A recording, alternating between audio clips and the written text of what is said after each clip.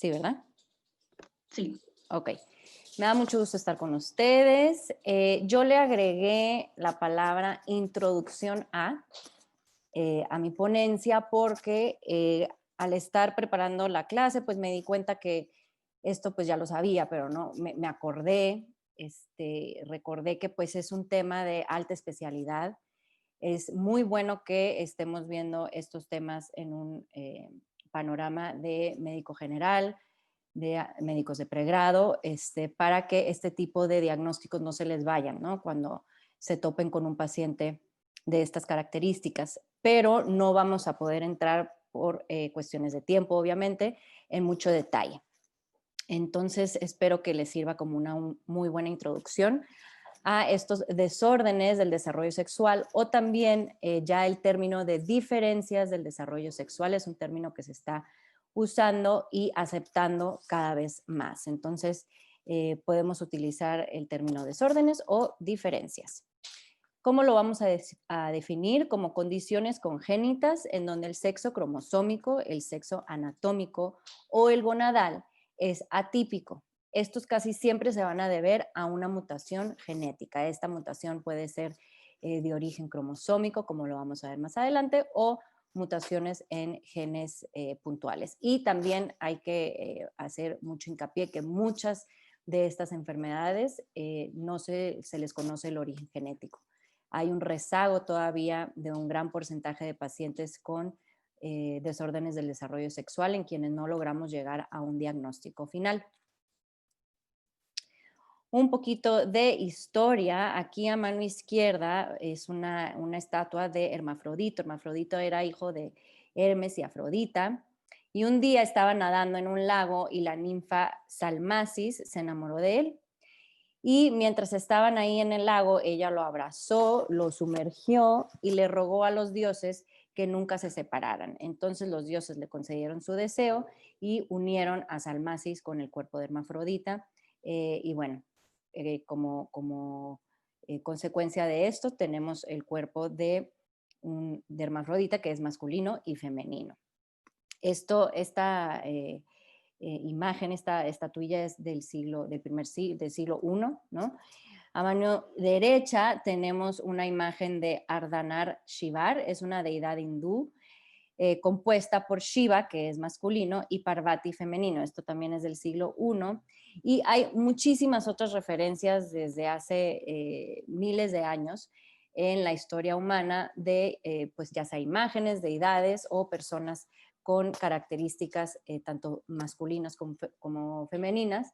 Y pues creemos que estas ideas, ¿no? O estas características se originaban pues de personas reales, ¿no? Que tenían alguno de estos desórdenes. También hay referencias en la ley islámica antigua, en donde se tiene contemplada la herencia de acuerdo a si es un hijo o una hija. Sin embargo, hay ahí una cláusula dentro de la ley islámica en donde si no se puede comprobar que es hijo o hija, se le divide la herencia, entonces el 50% de la herencia se le va a dar como si fuese varón y el 50% de la herencia se le va a dar como si fuese mujer. Y la forma en la que comprobaban históricamente si un individuo era hombre o mujer era observándolos orinar. Entonces, dependiendo de cuántos orificios tenían y por qué orificio orinaban, así era como comprobaban esto. Si no lo podían comprobar, entonces se dividía la herencia, como ya les comenté.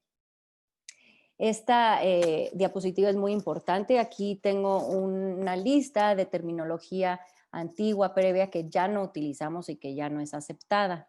El término intersexo, pseudohermafrodita, masculino o femenino, hermafrodita verdadero, reversión de sexo, masculino XX, y los términos de sobrevirilización o subvirilización se pueden utilizar para algunos casos, pero ya no como parte del diagnóstico como tal de la persona.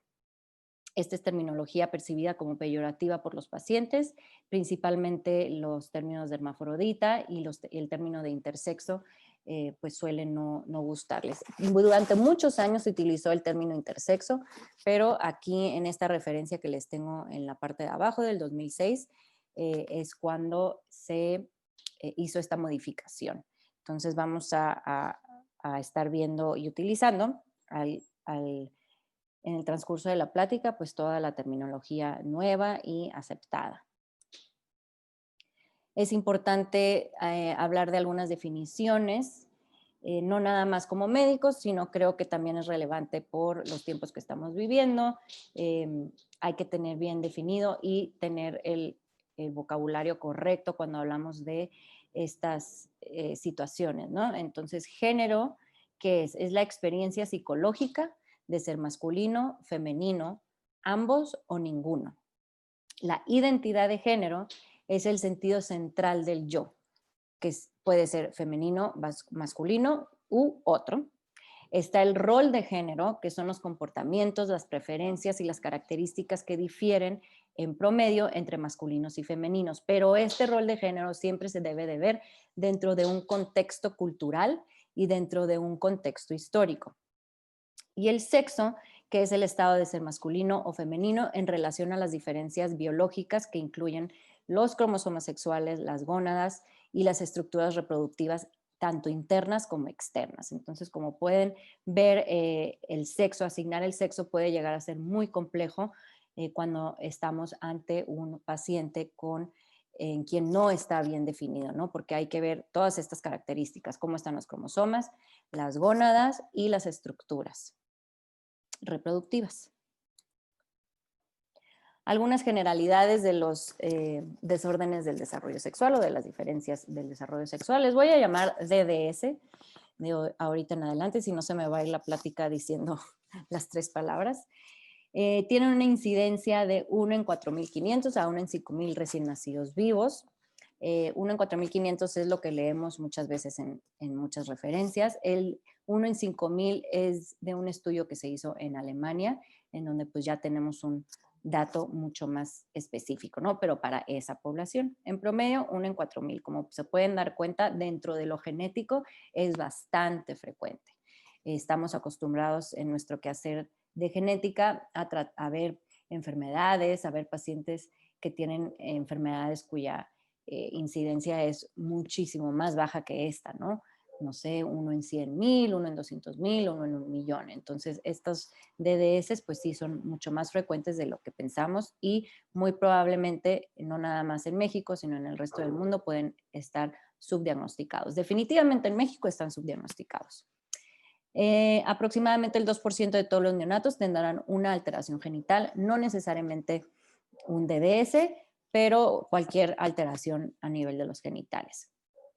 Y bueno, ahorita vamos a ver más adelante qué tan amplio es este espectro de manifestaciones y es importante saber que muchos de ellos van a requerir de cirugía correctiva. Son padecimientos con muchísima morbilidad. Y para entender, como todo, ¿no? Para entender cuando algo está mal, hay que entender cómo está bien, ¿no? Entonces, hay que entender cómo es el proceso del desarrollo sexual normal para poder entender los mecanismos o el origen de estas enfermedades. Entonces, el desarrollo sexual va a iniciar con la gónada bipotencial. Esta gónada bipotencial aparece alrededor de las 5 o 6 semanas y posteriormente vamos a tener 2 pasos importantes, la determinación sexual y la diferenciación sexual. El primer paso, que es la determinación, es cuando se decide si la gónada bipotencial va a seguir un camino hacia ovario o hacia testículo. Una vez que se decide esto y que se toman esas vías celulares y moleculares, entonces va a continuar la diferenciación. ¿A qué nos referimos con la diferenciación? Con la diferenciación de los genitales, tanto internos como externos. Y esto va a ocurrir a partir de los ductos wolfianos o mullerianos. Este esquema está muy bonito. Les recomiendo este artículo que estoy refiriendo en la parte de abajo. Presumo que, bueno, les quiero presumir que las autoras son 2 doctoras, compañeras nuestras genetistas mexicanas, que están haciendo estudios de DDS en Australia y lo publicaron en esta revista muy importante, Lancet, y también son egresadas del Hospital Infantil de México. Entonces, bueno, ya di su anuncio. Bueno, Entonces aquí vamos a observar este panel, el que está en el A, por favor, vámonos aquí para que no se pierdan en el resto del panel. Entonces aquí tenemos el estadio no diferenciado. En el estadio no diferenciado tenemos la gónada bipotencial, que es esta bolita amarilla que pueden ver aquí. Va a haber la presencia tanto de ductos mullerianos como de wolffianos, los dos van a estar presentes, y los genitales externos también van a ser, no van a estar diferenciados y van a estar constituidos por el tubérculo genital, los pliegues uretrales y los pliegues labioscrotales, ¿no? Principalmente. Y de aquí se van a derivar los genitales externos. Ahorita vamos a ver cómo. Entonces, bueno, esto alrededor de las 6 semanas va a iniciar la determinación sexual. ¿Qué es lo más importante para la determinación sexual? Es la presencia del gen SRY. SRY se encuentra en el cromosoma y es el que inicia toda la orquestación para que la gónada se vaya hacia testículo. Entonces, de aquí hacia la derecha tenemos testículo. Este SRY pues, va a orquestar la expresión de muchos otros genes, principalmente SOX9, este es muy importante, y de esta forma, con la expresión de todos estos genes que son específicos para testículo, entonces la gónada se va a poder diferenciar en testículo y se van a diferenciar las células de Sertoli, las de Leydig, etc. Si no está presente SRY, entonces la gónada por default se va a ir hacia ovario, que es toda esta parte de abajo, y se van a expresar también por default genes como FOXL2, la respondina 1, la betacatenina, y estos otros genes que son para generación de ovario van a detener o van a reprimir, como ven en estas rayas rojas, van a reprimir a SOX9, ¿no? Para que este no se exprese y entonces no haya ahí una confusión y no se vaya hacia testículo. Entonces, estos genes, o sea, aparte de ser importantes para el desarrollo ovárico, también es muy importante que repriman la expresión de SOX9. Y entonces ya estamos finalizando con la determinación sexual, ya está presente o ausente SRY y después vamos a entrar en la diferenciación sexual. Esta parte del desarrollo va a depender ahora mucho más de hormonas. Entonces, la gónada que ya se hizo testículo y si es un testículo que funciona adecuadamente, entonces va a tener producción de la hormona antimulleriana, muy importante para que haya regresión de los ductos mullerianos, y va a haber expresión de testosterona, que esta va a ser muy importante para los genitales internos, y es muy importante que esta testosterona se pueda convertir también en dihidrotestosterona en la piel y para la formación de los genitales externos, próstata, escroto y pene. Si la gónada se fue hacia ovario, entonces aquí va a haber ausencia de la hormona antimulleriana. Si no hay hormona antimulleriana, entonces los conductos de Müller van a continuar estando presentes, no va a haber regresión de ellos. Y al haber ausencia de andrógenos, entonces el clítoris y los labios se quedan así como están. Y bueno, alrededor de la semana 16 de gestación, entre la 16 y la 18, ya vamos a tener genitales externos y por eso en el ultrasonido pues prenatal ya se pueden observar. ¿Cómo vamos a sospechar entonces en un paciente un DDS? Esto va a depender de si estamos hablando de neonatos o niños o adolescentes. Entonces, en la etapa de recién nacidos, hay varios criterios. El primero, pues, es que sea una ambigüedad genital evidente. ¿Qué nos va a dar algo así muy evidente? Algo como una extrofia cloacal. Esta es una malformación en donde tenemos, pues, aparte de un falocele, tenemos protrusión de la vejiga y del intestino. Y por esta malformación tan grande y tan evidente, pues esto puede interferir con el desarrollo también de los genitales externos, pero no porque haya algo alterado per se en los genitales, sino por un tema más mecánico, ¿no? Este paciente, como aquí pueden ver, la F es de falo, entonces el falo pues no se pudo desarrollar adecuadamente. La S es de escroto, aquí tenemos el escroto, que bueno, si nos lo ponen así, lo podemos inferir, ¿no? Pero al tener un bebé con una extrofia cloacal, muchas veces no se puede, no nos podemos decidir si eran genitales masculinos o femeninos. Entonces, este sería el caso de algo así muy evidente. La mayoría de los casos no van a ser así. Entonces, ¿qué otra situación se puede dar? Podemos tener genitales femeninos aparentes, pero con un clítoris agrandado, a esto le llamamos clitoromegalia, fusión de labios posteriores o un paciente que tiene aparentemente genitales femeninos, pero con alguna masa inguinal o una masa en los labios. Esto puede ser un testículo. También otro criterio son genitales masculinos, aparentemente, pero con criptorquidia bilateral. La criptorquidia bilateral se debe de tratar y se debe de abordar como un DDS, ¿de acuerdo? No es nada más hay que bajarle los testículos y lo mandamos al cirujano y se acabó. No, no es el caso. Ese paciente se tiene que estudiar. El micropene es criterio suficiente también. Y la presencia de hipospadias perineal o hipospadias leve, pero con criptorquidia. Entonces, la hipospadias hay muchos grados diferentes. ¿Cuál es la que nos va a preocupar? La que sea perineal o inclusive la escrotal. Y si es algún otro grado de hipospadias más leve, pero con criptorquidia, entonces también se trata como un DDS.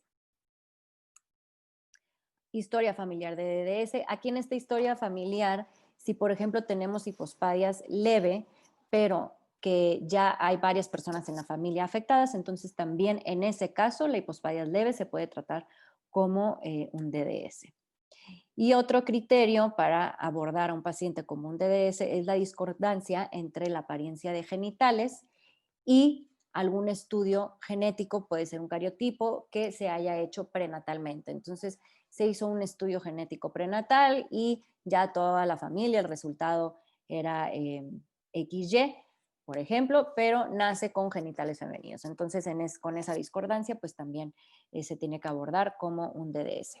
Ya más adelante en la infancia y en la pubertad, pues hay que hablar de otros criterios, como la ambigüedad genital no reconocida previamente, hernia inguinal en pacientes femeninas se tiene que abordar, la pubertad retrasada o una pubertad incompleta, virilización en paciente femenina, principalmente en la pubertad, la menorrea primaria, desarrollo mamario en pacientes masculinos o una hematuria cíclica en paciente masculino. Estos también son criterios. Y bueno, aquí les enumero también algunos conceptos generales para el cuidado de pacientes con DDS. La asignación de género en un paciente en quien se tiene duda no se debe de realizar hasta que no tenga ese paciente una evaluación experta, ¿de acuerdo? Idealmente con estudios moleculares ya resueltos. Esto no se va a lograr en muchos de nuestros pacientes, especialmente en nuestro país, en donde tenemos acceso limitado a estudios moleculares, pero sepan que es lo ideal, ¿de acuerdo? La evaluación y el manejo a largo plazo se debe de realizar con un equipo multidisciplinario en un centro especializado y debe de siempre haber comunicación abierta con los pacientes y sus familias. Esto es esencial para la participación en la toma de decisiones. Justo en estos DDS, bueno, en mi experiencia es son enfermedades en donde se tienen que tomar muchas decisiones, no nada más una, sino que constantemente hay que tomar decisiones de si cirugía, si no cirugía, si reemplazo hormonal, si no reemplazo hormonal, y todo esto es bien importante que se tome pues en un equipo, ¿no? Y obviamente las preocupaciones de los pacientes y sus familias son estrictamente confidenciales. Todo en la medicina debe de ser confidencial, pero estas enfermedades igual en mi experiencia pues son mucho más delicadas que otras. El abordaje multidisciplinario, ¿quién está involucrado en el abordaje de estos pacientes? Urología, urología pediátrica, endocrinología pediátrica, genética, que bueno, ustedes son afortunados que ahí en Hermosillo tienen a una grande genetista.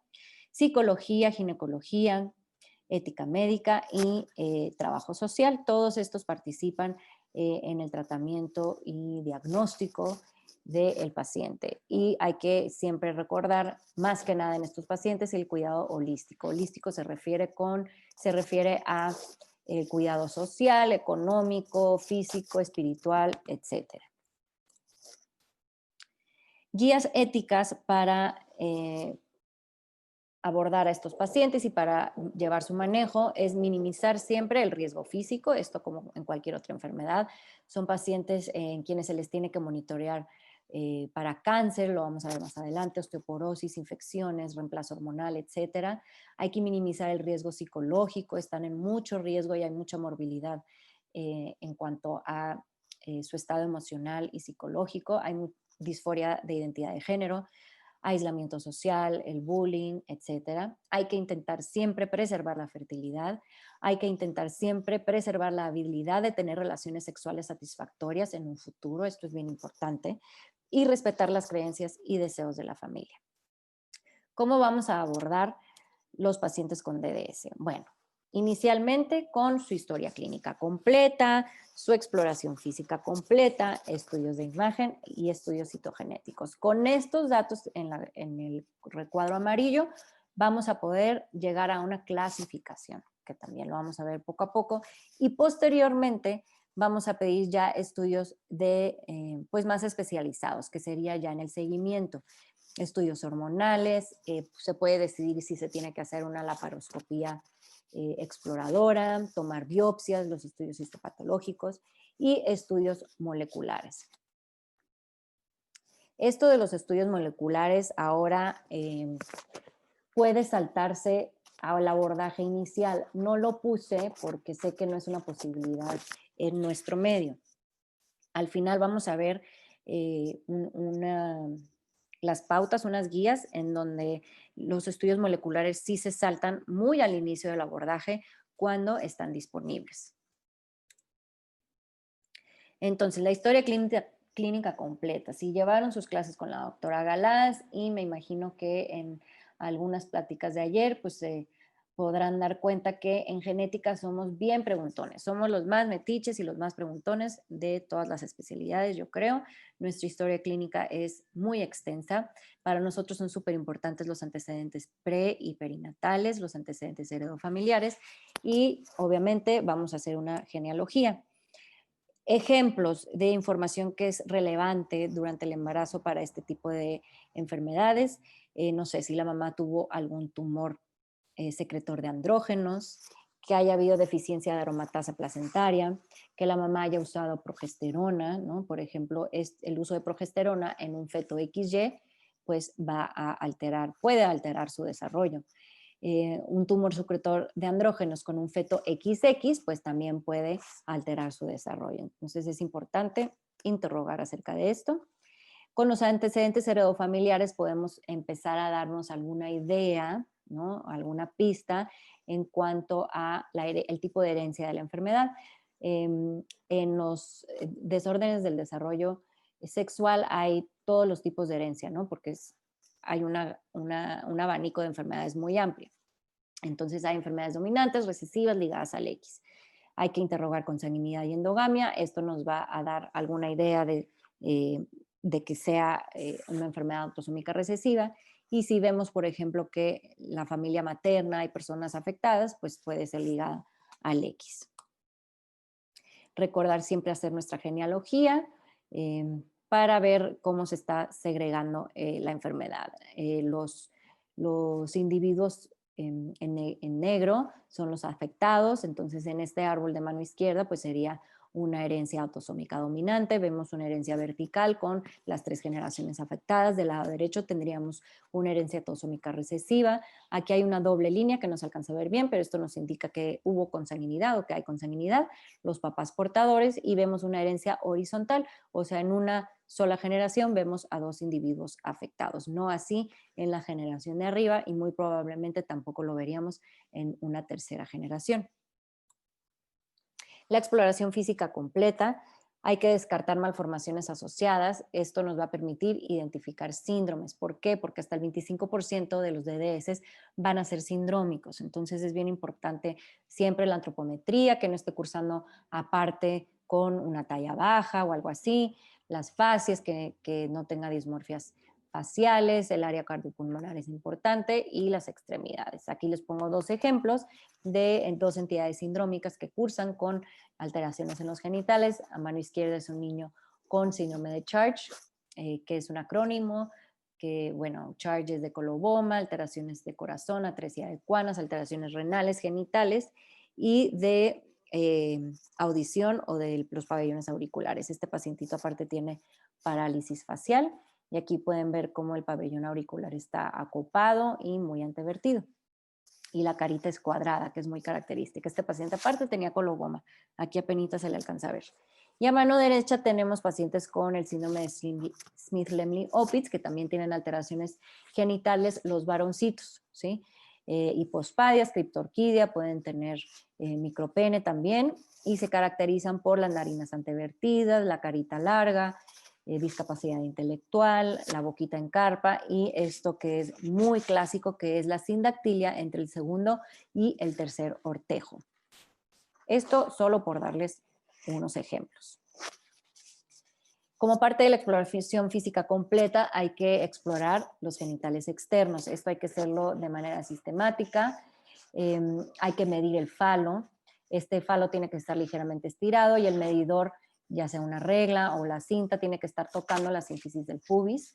Hay que ver bien dónde está la uretra, el tamaño y el grosor del clítoris también se tiene que medir, las aperturas urogenitales y siempre palpar, si no es que son evidentes las gónadas, hay que buscarlas, ¿no? Hay que buscarlas en canal inguinal, hay que buscarlas en labios, etc. Y la distancia anogenital también es importante. Los genitales se pueden, bueno, tenemos varias formas para clasificarlos, qué tan virilizados están o masculinizados. Esta clasificación, la de Prader, se diseñó específicamente para niñas con hiperplasia suprarrenal congénita, sin embargo, pues ya lo utilizamos para otros tipos de DDS también.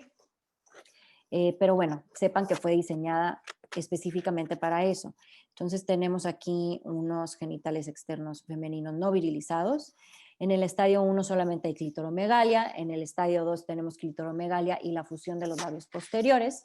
En el estadio 3 hay un poco más de clitoromegalia, un poco más de fusión y ya tenemos un seno urogenital.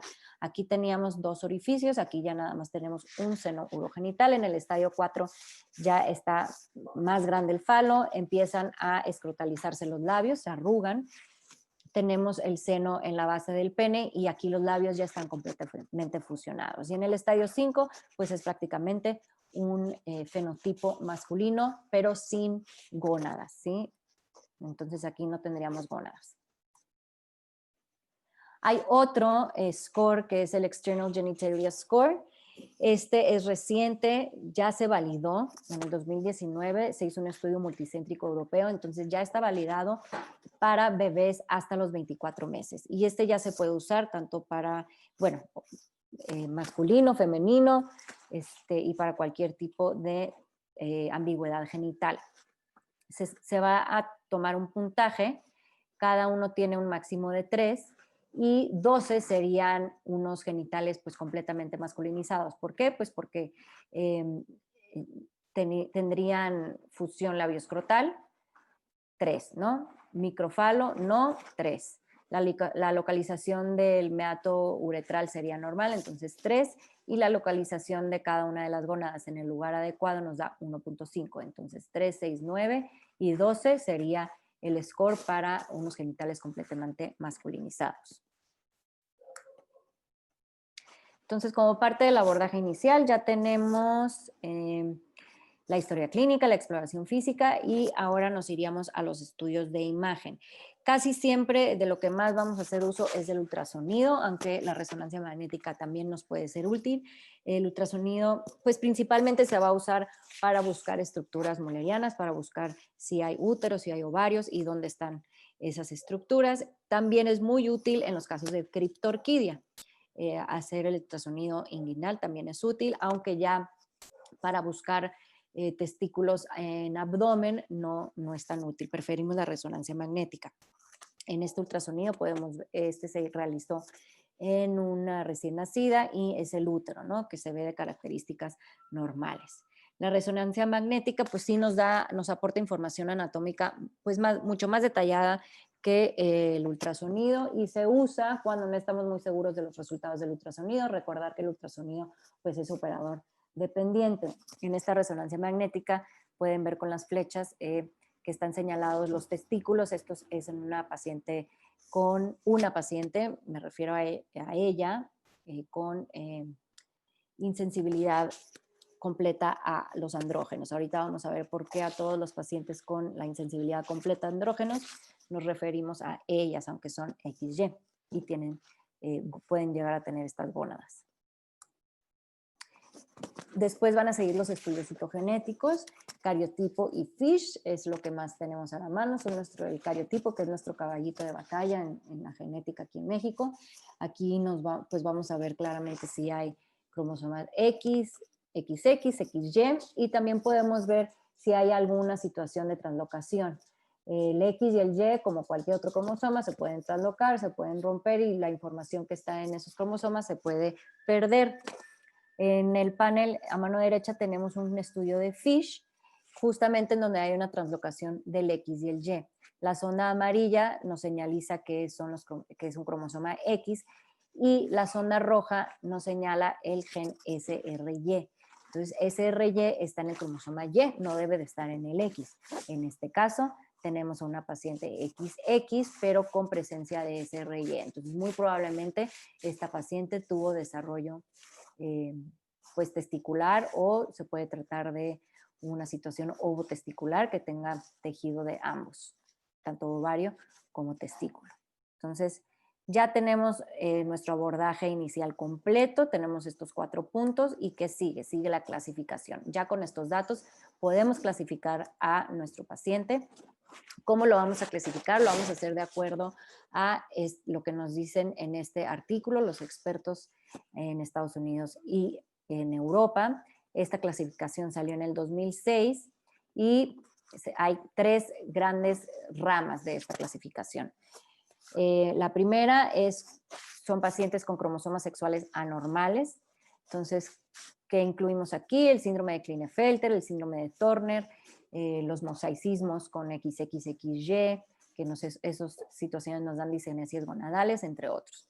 Tenemos los DDS 46XX, que estos se van a subclasificar en desarrollo ovárico alterado o una accionosíntesis de andrógenos excesiva. Entonces, ¿qué puede pasar con una paciente un feto 46XX? Que no se desarrolle bien el ovario por alguna vía, algún gen en la determinación sexual, o que sí esté bien determinada la gónada, pero que por alguna razón haya un exceso de andrógenos, ¿sí? Y luego tenemos los DDS 46XY, en donde ¿qué puede pasar? Igual que la determinación de esa gónada no sea correcta, entonces que el desarrollo del testículo esté alterado, o que una vez que ya esté determinada la gónada hacia testículo, haya andrógenos deficientes. Entonces, de esta forma es muy fácil de organizarlos en nuestra cabeza y tenerlos presentes, y los organizamos de esta forma como muy simplificada, porque son muchísimos, son muchos diferentes tipos de desórdenes y nos podemos perder, ¿no? Entonces vamos a empezar a ver un poquitito del 46XX. Para el desarrollo ovárico alterado podemos tener una situación de una gónada ovotesticular o podemos tener insuficiencia ovárica primaria. ¿Esto cómo sucede? Cuando tenemos mutaciones de genes que son importantes para la determinación, como WT1, NR5A1. Y una vez que ya está la gónada determinada, pero tenemos un problema de diferenciación, porque va a ser por exceso de andrógenos. Podemos tener deficiencia de la aromatasa, hiperplasia suprarrenal congénita, un luteoma o que sea iatrogénico. Iatrogénico nos referimos a que la mamá haya tenido exposición a andrógenos durante el embarazo por alguna razón. Vamos a ver la hiperplasia suprarrenal congénita. De todos estos, por cuestiones de tiempo, solo me puedo enfocar en uno, ¿no? Entonces, el término hiperplasia suprarrenal congénita engloba todos los trastornos hereditarios de la esteroidogénesis suprarrenal. Es la primera causa de ambigüedad genital a nivel mundial y en México. Tiene herencia autosómica recesiva y la gran mayoría de los casos, el 95% de ellos, van a ser por mutaciones en CYP21A2, que codifica para la 21-hidroxilasa. Recordar que esta enfermedad se tamiza se puede detectar en el tamiz metabólico neonatal. Entonces aquí tenemos una vía de esteroidogénesis muy simplificada. CYP21A2 va a ser la enzima que está alterada en este caso. Entonces, ¿qué va a pasar? Va a estar ausente y lo que va a suceder es que se nos va a elevar todo lo que esté arriba de este error en la vía. Entonces va a haber aumento de la progesterona, aumento de la 17-hidroxiprogesterona. Esta es importante porque es la que se detecta en el tamiz y es la que podemos medir para confirmar el diagnóstico, ¿sí? Entonces toda la vía se va a ir hacia testosterona y dihidrotestosterona. Aparte de que la vía se va a ir hacia acá y vamos a tener un exceso de testosterona, pues también va a haber una deficiencia de aldosterona y de cortisol. Entonces los glucocorticoides y los mineralocorticoides van a estar deficientes y la testosterona y la dihidrotestosterona van a estar aumentados. Y estas situaciones nos explican las manifestaciones clínicas de estas pacientes que ahorita vamos a ver. Aparte de esto, el déficit de cortisol va a hacer que lleguen señales y que haya un aumento de la ACTH y va a haber una hiperestimulación de la corteza suprarrenal, por eso se llama hiperplasia, ¿sí? Porque se estimula de más y entonces vamos a tener aún más producción de testosterona por esta situación. Y los fetos 46XX pues van a estar expuestas a testosterona y dihidrotestosterona desde el útero y por eso nacen con ambigüedad de genitales. Tenemos diferentes fenotipos para la hiperplasia suprarrenal congénita. La clásica virilizante simple que sucede en el 25% de las pacientes.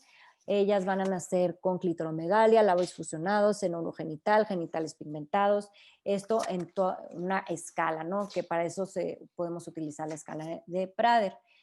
Está la clásica perdedora de sal, que aparte de estas alteraciones virilizantes, pues van a tener las consecuencias de tener deficiencia de cortisol y mineralocorticoides. Esto es bien importante porque esto sí pone en riesgo la vida.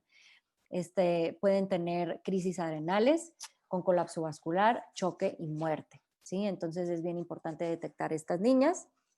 Y está la no clásica, en donde van a tener un poquito de enzima residual y esto las permite pues continuar hacia la adolescencia, pubertad, y nunca se les detecta hasta que llegan a la pubertad, en donde van a tener hiperandrogenismo, como acné, hirsutismo, una edad ósea adelantada o pubertad precoz. Voy a entrar ya ahora a los DDS 46XY. Como ya les decía, ¿no? Se dividen en dos como grandes ramas. Aquellos que tienen el desarrollo testicular alterado, esto puede ser por alteraciones en SRY, WT1, NR5A1, una regresión gonadal o una situación ovotesticular o deficiencia de los andrógenos. Entonces, para esta situación vamos a ver dos de los principales, nada más para ejemplificar, que es la deficiencia de 5-alfa reductasa y la insensibilidad a andrógenos. La deficiencia de 5-alfa reductasa es autosómica recesiva.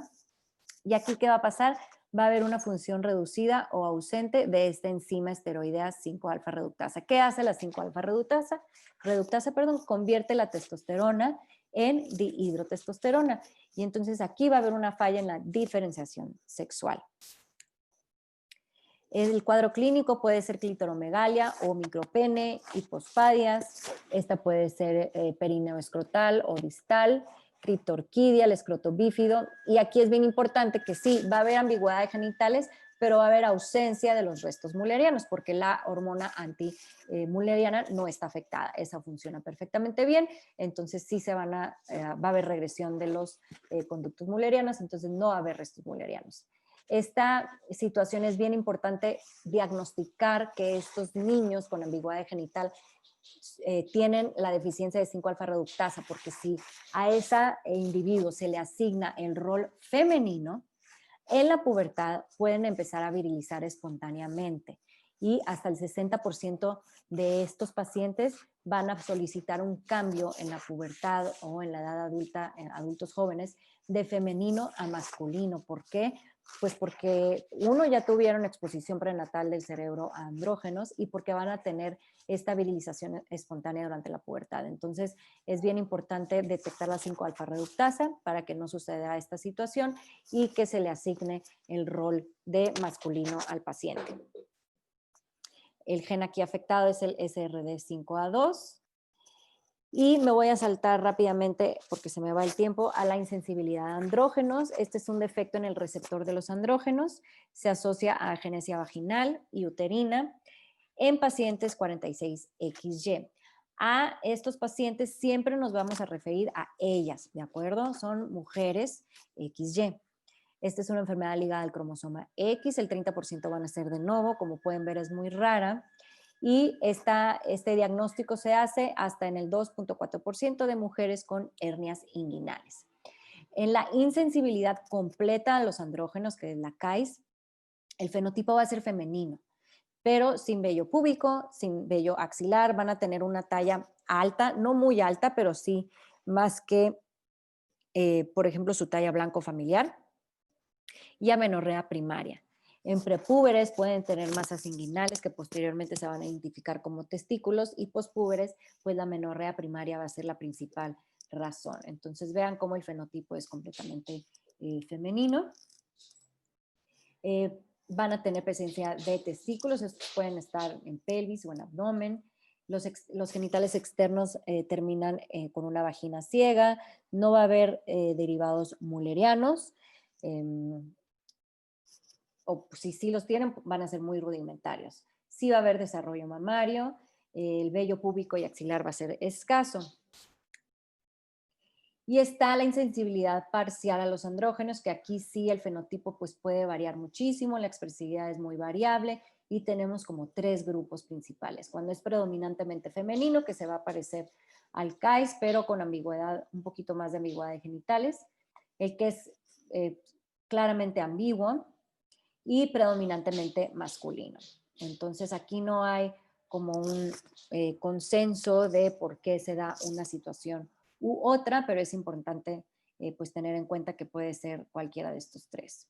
Y entre la insensibilidad a los andrógenos y la deficiencia de 5-alfa-reductasa, pues cada uno son diagnósticos diferenciales, ¿no? Muy importantes la una de la otra. Y ya casi terminamos. El riesgo de tumores gonadales es bien importante tenerlo siempre en cuenta con nuestros pacientes con DDS. Los pacientes con DDS tienen riesgo aumentado de seminomas, disgerminomas y no seminomas. El riesgo se aumenta aún más en pacientes 46XY que están submasculinizados.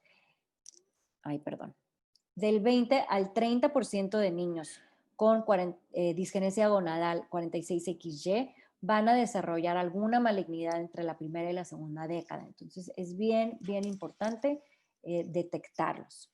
Y en estos casos, la gonadectomía estaría indicada. En edades muy tempranas ya podemos retirar las gónadas si son disgenéticas, porque de todas formas las gónadas disgenéticas no son funcionales, no producen hormonas, entonces las podemos retirar. Y voy a cerrar con esta gráfica, se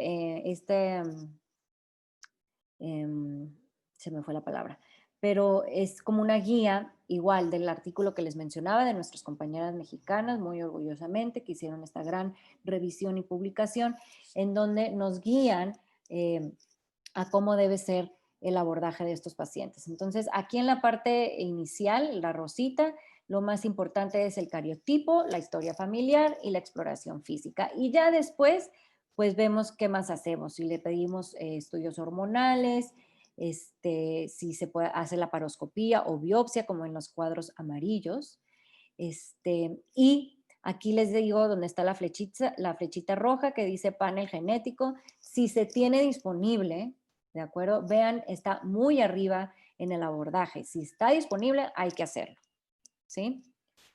Si no está disponible, entonces hay que seguir alguna de estos brazos para llegar al diagnóstico de nuestro paciente.